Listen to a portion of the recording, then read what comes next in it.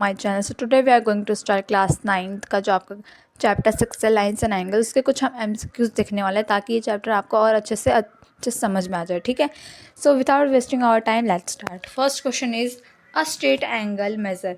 जो हमारा straight angle होता है उसका मेजरमेंट कितना होता है, मतलब स्ट्रेट एंगल मतलब ऐसे जो हमारा स्ट्रेट एंगल होता है ना, तो इसका मेजरमेंट कितना होता है।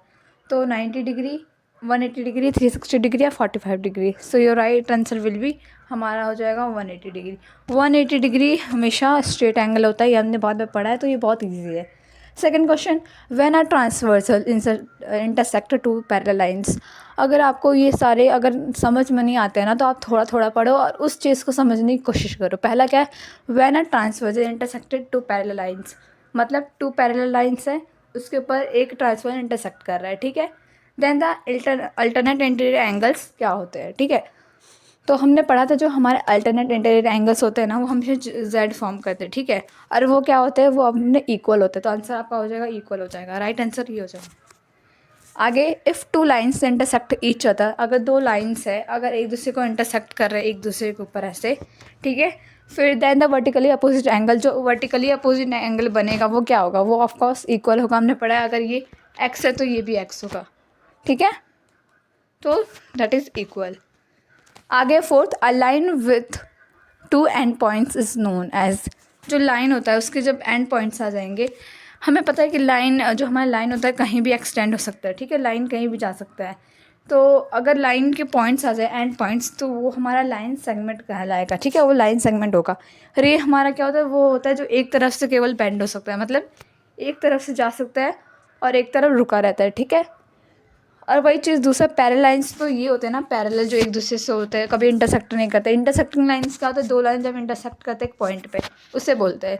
लेकिन इसमें पूछा गया लाइन विद एंड पॉइंट्स, एक लाइन उसके एंड पॉइंट्स हो। ठीक है, तो वो हमारा लाइन सेगमेंट हो जाएगा, that will be your line segment. ठीक है, आगे, when a transversal intersect two parallel lines, अगर दो पैरेलल लाइंस को एक ट्रांसवर्सल कट कर रहा है, the bisector of the interior angles form, जो बाइसेक्टर होते हैं वो क्या फॉर्म करते हैं। ठीक है, बाइसेक्टर अब हम देखेंगे तो ये होते हैं हमारे बाइसेक्टर, मतलब इक्वल पार्ट्स में क्या करते हैं, डिवाइड कर देते हैं। ठीक है, तो ये क्या फॉर्म करते हैं हमारे, ये हमारा रेक्टेंगल फॉर्म करते हैं। ठीक है, आगे स्टेटमेंट दिया है, व्हेन टू स्ट्रेट लाइंस, अगर दो स्ट्रेट लाइंस हैं इंटरसेक्ट करेंगे, तो जो pair of angles opposite each other होते हैं वो क्या हमारे होते हैं, वो हमारे इक्वल होते हैं। ठीक है, आगे स्टेटमेंट दिया है, इफ़ अ रे स्टैंड्स ऑन अ लाइन, अगर एक रे है, ये रे रहा, एक लाइन पर वो स्टैंड करता है। ठीक है, तो the sum of the two adjacent angles, फिर यहाँ पर दो एंगल्स बनते हैं, तो ये दो एडजेसेंट एंगल को क्या होगा, अगर ये दो एडजेसेंट एंगल है 180 डिग्री फॉर्म करते हैं। ठीक है, तो इसका सम क्या हो जाएगा, 180 डिग्री हो जाएगा, क्योंकि ये स्ट्रेट लाइन में क्या कर रहा है, फॉर्म करना है वो रे। ठीक है, आगे हमारा इन angle that measures more than 180 but less than 360 degree are known as, तो बोलना है मतलब 180 से ज़्यादा है बट 360 से क्या है, कम है, तो कौन सा होता है, एक्यूट एंगल नहीं होता, ऑब्ट्यूज एंगल नहीं होता, स्ट्रेट एंगल तो नहीं होता, reflex angle will be right answer. Ninth, if two parallel lines intersected by a transversal, अगर दो पैरेलल लाइन इंटरसेक्टेड हो जाते हैं एक ट्रांसवर्सल से, तो जो अल्टरनेट इंटीरियर एंगल बनता है वो क्या हमेशा होता है, वो हमेशा इक्वल होता है। ठीक है, it will be always equal. ये हमने ऑलरेडी बहुत बार पढ़ा हुआ है, तो ये बहुत ये कॉन्सेप्ट है ना, हमेशा हमें याद रहता है, क्योंकि दिस आर वेरी इजी। हम बहुत अलग, हम क्लास 7th से इसे पढ़ते आए। ठीक है, आगे, टू एंगल दो सम इज़ 180, दो एंगल है जिसका सम 180 है, तो उसे क्या होगा, मतलब कोई एक्स हो जाएगा, सपोज करो वो एक्स है और उसका क्या है 180 डिग्री है। ठीक है, तो अगर हम ऐसे भी करेंगे तो ये 2x हो जाएगा, ये हमारा 180 डिग्री, ये हमारा 2 ऐसे रह जाएगा, और सॉरी यहाँ x ऐसे रह जाएगा, और ये 2 यहाँ मल्टीप्लाई हो रहा था वहाँ जाके डिवाइड हो जाएगा, तो 2 से अगर 180 डिवाइड होगा तो 90 डिग्री आएगा। ठीक है, तो आपका राइट आंसर क्या हो जाएगा, और 2, ये तो आपको बस मैंने सॉल्यूशन बताया बट इसमें स्टेटमेंट के द्वारा आपको बताना है। ठीक है, टू एंगल सम 180 उसे क्या बोलते हैं, उससे हम बोलते हैं सप्लीमेंट्री। अगर दो कोई एंगल है उसका सम 180 डिग्री, तो वो हमारा क्या हो जाता है, सप्लीमेंट्री एंगल हो जाता है। वही चीज़ अगर दो एंगल का सम 90 डिग्री, तो कॉम्प्लीमेंट्री एंगल हो जाता है। ठीक है, आगे, a line that intersected two और more lines at distant point is called a, अगर एक लाइन है, एक ही बार वो बहुत सारे लाइन से क्या इंटरसेक्ट हो जा रहा है, तो उसे क्या बोलेंगे, उसे इंटरसेक्टिंग लाइन बोलेंगे। ठीक है, आगे the sum of the measure of all angles, जैसे मैं यहाँ पर एक स्ट्रेट लाइन ड्रॉ करती हूँ और यहाँ पर रे और यहाँ पर भी रे, ठीक है। तो यहाँ कितने एंगल फॉर्म कर रहे हैं, 1 2 3 4।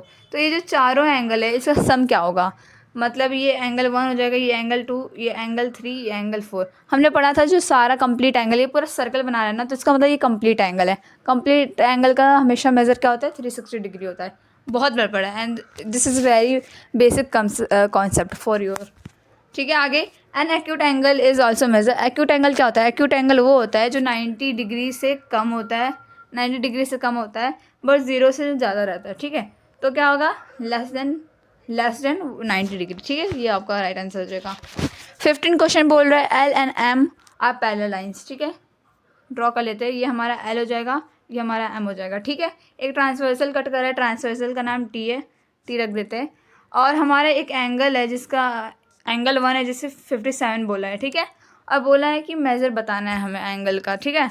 तो 57 दिया हुआ है और ये क्या है, ये आपका लीनियर पेयर है। तो angle x plus 57 equals to, ये स्ट्रेट लाइन पे ना 180 डिग्री हो जाएगा। इसका रीज़न क्या हो जाएगा, angles on the straight line हो जाएगा, ठीक है।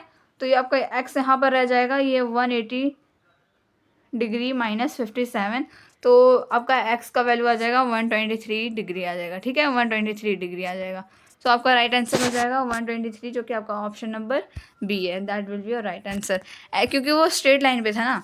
आगे if two interior angles on the same side transfer, अगर दो इंटीरियर एंगल्स हैं ऑन द सेम साइड में, तो उनका पैरेलल, उनका जो पैरेलल रेशियो बताया गया है तो ये, ठीक है। तो हमें पता है कि जो हमारे पैरेलल लाइंस का जो सेम साइड ऑन द जो हमारे एंगल्स बनते हैं on the same side of transverse, वो इक्वल होता है और वो 180 डिग्री होता है, ठीक है। तो बहुत ईजी है, इसे 2x ले लो, इसे 3x ले लो, इसे 180 डिग्री ले लो, ये 5x हो जाएगा, ये 80 हो जाएगा, ठीक है। क्यों, angles on the same side of transverse, इसका रीज़न है, ठीक है। आगे है x हमारा यहीं रह जाएगा 180 डिग्री और डिवाइड हो जाएगा 5 से, ये x का वैल्यू 18 आ जाएगा, ठीक है। तो यही आंसर नहीं हुआ। अब क्या करना है, अब इससे इंटू करके देखना है रेशियो से। 18 आया ना, तो 18 से इंटू करो, तो ये आपका हो जाएगा 36, ठीक है। ये आपका 36 हो जाएगा ना, और ये आपका हो जाएगा 54।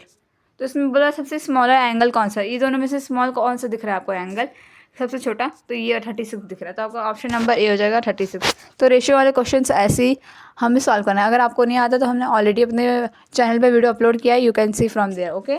आगे के लिए बस इतना ही है, that's all for today. I hope आपको कुछ इन्फॉर्मेटिव आपको कॉन्सेप्ट पता चलेंगे। अगर आपको कुछ नहीं आता तो हमने ऑलरेडी इसके ऊपर वीडियो बनाया है, so you can visit there. That's all for today guys, thank you for your attention, that's all for today, bye.